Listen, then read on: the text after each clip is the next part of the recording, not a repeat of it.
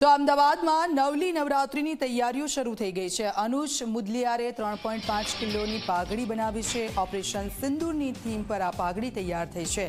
સતત 4 મહિના સુધી મહેનત કરીને આ પાઘડી બનાવી છે। 45,000 રૂપિયાના ખર્ચે અનુજે આ પાઘડી તૈયાર કરી છે। મોતી વર્કથી પ્રધાનમંત્રીનો ચહેરો બનાવવામાં આવ્યો છે।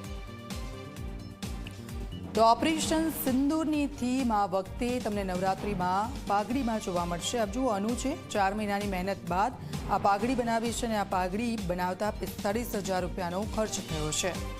આ પાઘડીમાં તમને ઓપરેશન સિંદૂરની થીમ જોવા મળશે। 3.5 કિલોની આ પાઘડી કે જે બનીને તૈયાર છે ને આપ પણ જુઓ કે આ પાઘડી કેવી છે।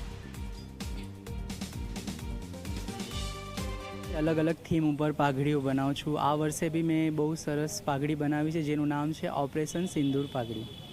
अच्छा, કેટલી મહેનત લાગી આમાં, કેટલો ખર્ચ થયો, કેટલા કલાકોની મહેનત છે? हाँ, आ पाघड़ी ने लगभग हूँ 3 થી 4 મહિનાનું થી બનાવું છું। કારણ કે શું છે કે દર વર્ષે મારે રાહ જોવી પડતી હોય છે, કેમ કે એક થીમ લઈને જવું મારી માટે બહુ મોટી વાત હોય છે। કારણ કે આખા ગુજરાતને મારે રિપ્રેઝન્ટ કરવાનું હોય છે અને હું દેશમાં જે ઘટનાઓ બનતી હોય છે એને પણ હું મારા પાઘડીમાં સમાવેશ કરું છું।